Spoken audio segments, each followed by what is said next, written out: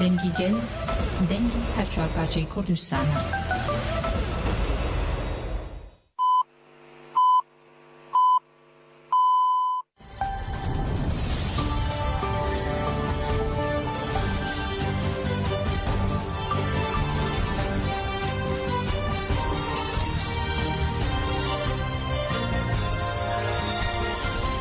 سلطنه به هم کتتان باش برمته و کارانم حالا کنم را دوشمه 22 کانون یکمی 2024 تام پیشکش کردیم.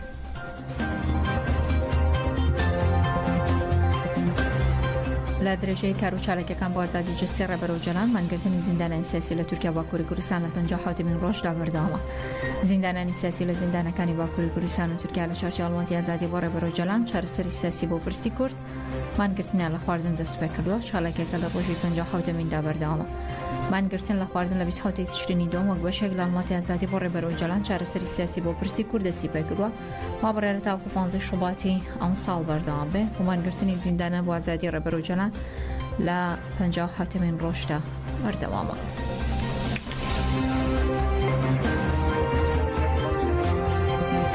هر یک لیدیا ماسارت و کریس مکمانوس اندام پارلمان اروپا داوای آزادی جسر برو جلان دکن و دلن و آزادی و جلان اشتکی درش خانم سوگر بگلی کردی روشلاتی نوراس درخسه او شخصت رو اوانی دانویلا نوچکا اشتی و آرامی بیت دی پیویسا و جلان آزاد کن چون که گلی کرده و ریبرکی لادرو لای گلی کرد خوی ببینه و به مش او جلان کاری پیویس واشتی انجام داده و باسیان لو کردو ارکی پارلمانی اروپا و مافکانی مروف بو مکسک بپارزه بو پیویسا او جلان سود لمافکان ببینه و پیویسا بتوانه پیوندی ببینه مالکه و کاو زنیاریان ببینه و هیچ هکارک با منوی اوجلان زندان دانیه پیش چهار سری سیاسی با شر بدوزرده هم چهار سرش با آزادی اوجلان دیت دی تا او آزاد نبی چهار سری کی درش خان پگنه.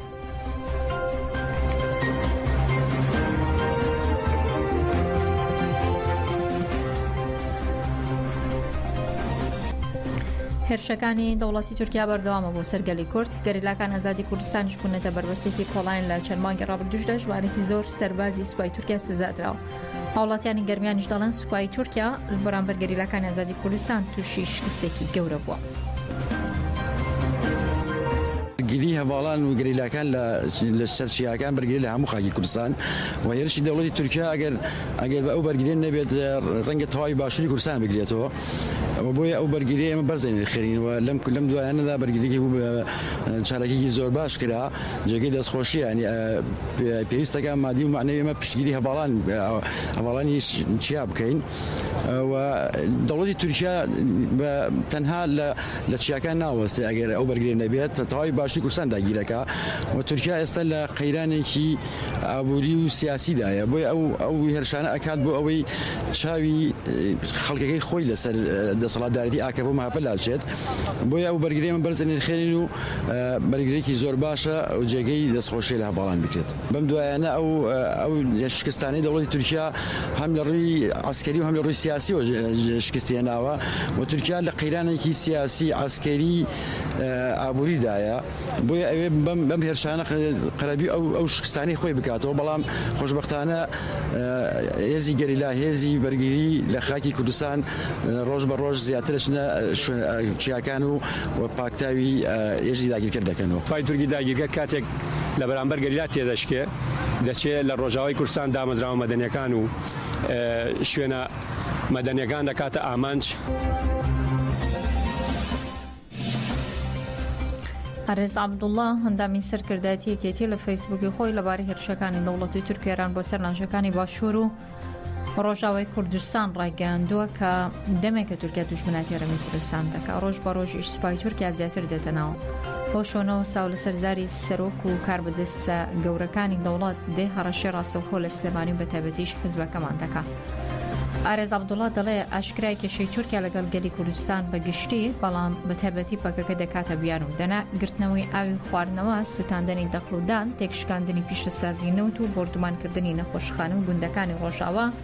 و بردمان کردنی فروکخانه عربت و سلمانی چه پیوندی که بیزی سربازی پاکه کوه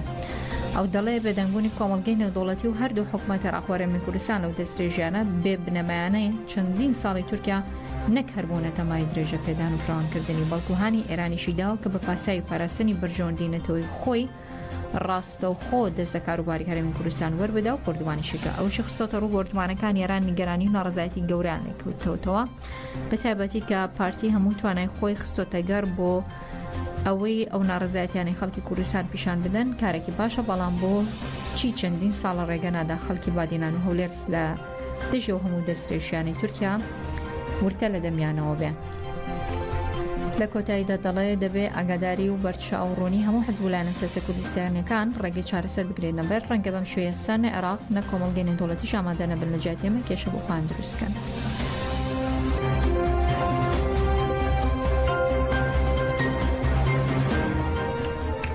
هەرشە داگیرکاریەکانی دەوڵەت بۆ سەرباشوور و ڕۆژاوی کوردستان بەردەوامە چالەکوانانی شارچکەی ڕانیش دەڵێن پێیسە گەلی کورد بۆ ساندنی هێرشەکانی دەنگ و یەکگرتوو بن دەشڵان تاوەکو یەکگرتوو یەکدەنگ و یەکەڵوێز نەبین ناتوانین گەلەکەمان پارێزین.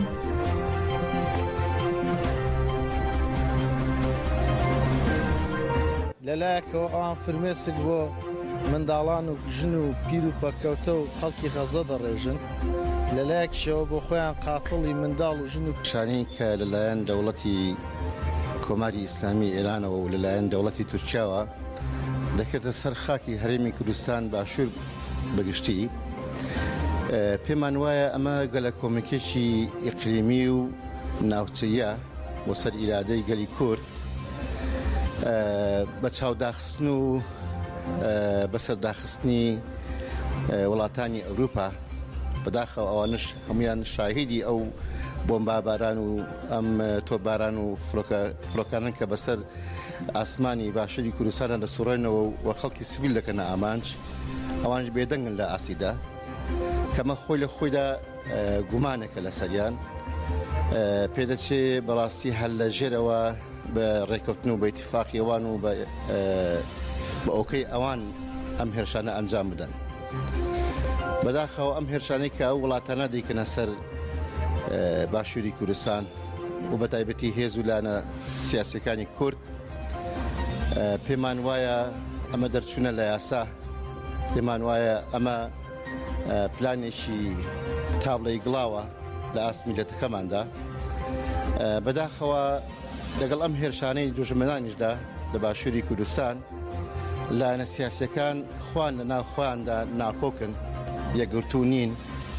هەر بۆیە ژێمە ئەو بازی قورسە دەدەین.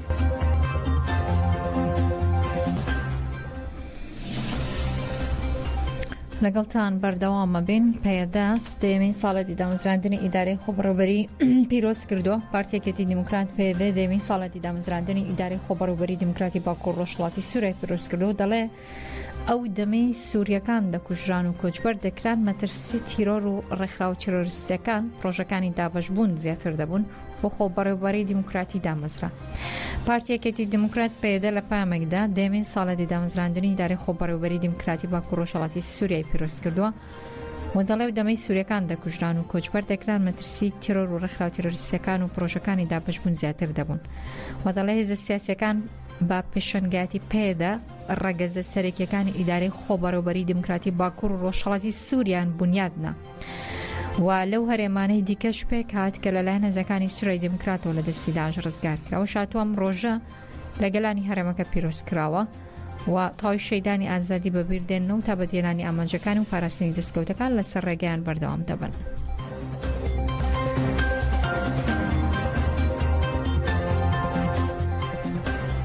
بامەدەبوونی سەدان کەزلا کانتۆنی فرات مەراسمێکی جەماوەری لا گۆرستانی شەید دیجلە تەرمی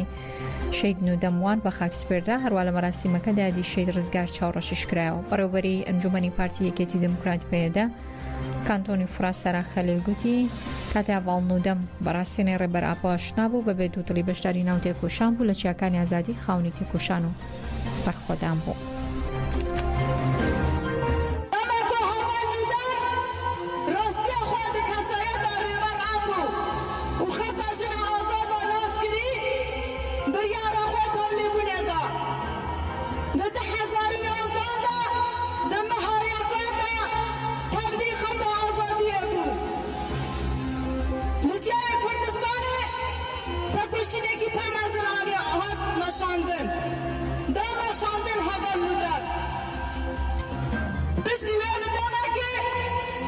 Dama ko irişeki وحشانا لسر كوباني دهو إنشا داعش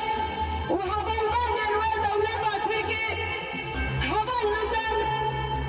خانا بشاري داكي شاركي بهابا لبرامبر السيستم دسهرادا لبرامبر السيستم أمير لبرامبر دشمنك يشبه قلبنا كردان هادية خباتك كل زندان شاندن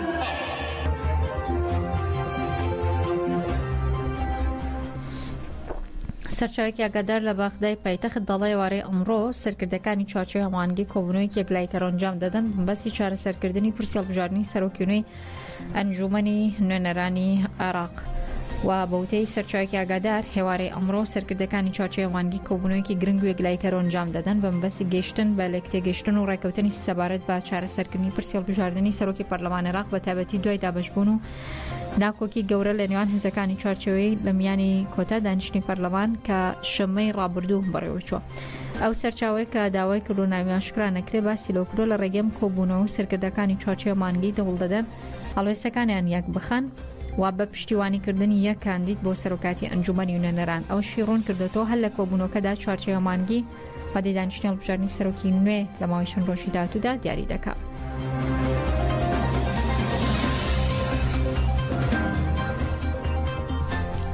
ئەمڕۆ 78 ساڵ بە سەردامزراندنی کۆماری کوردستان تێپەڕێ لە ڕۆژێکی وەکو ئەمڕۆ لە 22 کانونی دۆمی ساڵ 1946 دا کۆماری کوردستان لە ڕۆژهەڵاتی کوردستان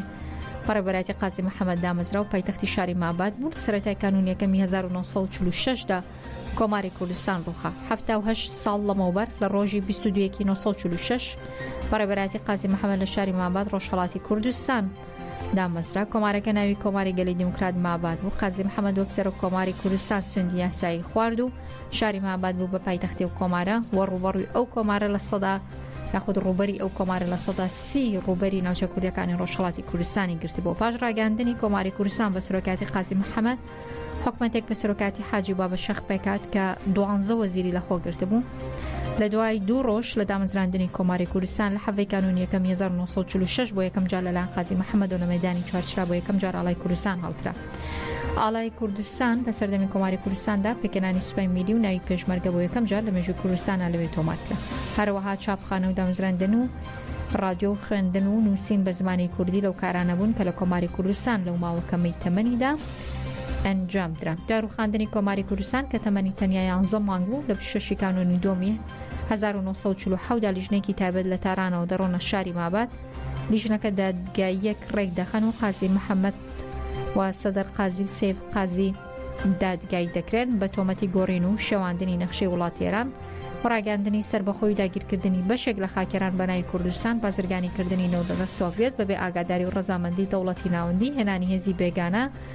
دانانی ئاڵای جیاواز بۆ کوردستان بە نیشانەی چەکوچ و داست بە شێوەی ئاڵای سۆڤێت بڕیاری لە سێدارەدان بۆ قازی محەممەد و هاوڕەکانی دەکرا. قازی محەممەد سەرۆک کۆماری کوردستان لە ڕۆژی 30 ئازار 1940 لەگەڵ حەمە حسێن خانی سێف قازی و ئەبول قاسم سەدری قازی برای پێشەوە لە مەیدانی چوارچرای شاری مەهاباد لە سێدارەدران.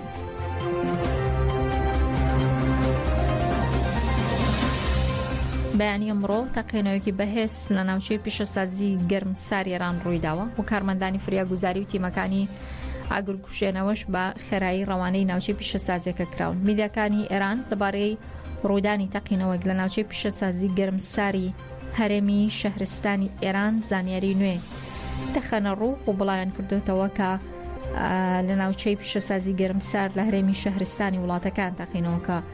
ڕوویداوە تا ئێستا و کاری تەقینەوەکە نەزانراوە هەروە ژمارەی زیانە گیانی و مادیەکانیش دیار نییە.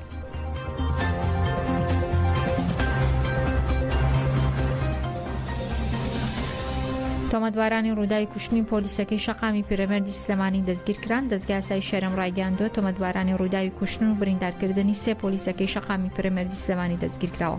دەستگای ئاسایی شێرم ڕایگەاندووە لە هەوڵێکی هاوبەشێزەکانی ئاسایش ئۆپراسیۆنی کۆماندۆ و پۆلیسدا ئەو دوو تۆمەتبارە دەستگیر کراون کە شەوی ڕابردوو تەقیان لە هێزەکانی پۆلیس کردووە. دەستگای ئاسایی شێرم باسی لە ڕووداوەکە کردو بە جۆرێک بۆ کە شەوی ڕابردوو لە نزیک کاتژمێریدا بە فەرمانی دادوەری لە کۆڵینوێزەکانی پۆلیس نێشتنی تاوانی سلێمانی لە شەقامی پرەمێر هەوڵی دەستگیرکردنی چەند داواکراوێک درراوە وەش هاتۆ لەو کاتەدا ڕوبەڕووبوونەوەی چەکداری ڕوویداوە بۆی شەهیدبوونی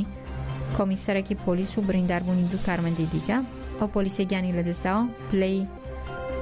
مفەوەز بووە ناوی ڕزگار ئەحمەد حەسەنە و تەمەنی 40 ساڵە.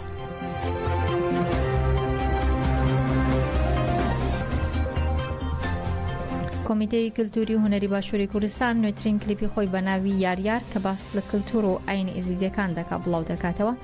ئەم کلیپەکاری دەرێنان و میوزیکی لەلایەن هونەرمەند پێشەوە ڕەمەزان بۆ کراوە لە وتنی گۆرانی فەقیر مورادە هەروە ئاواز و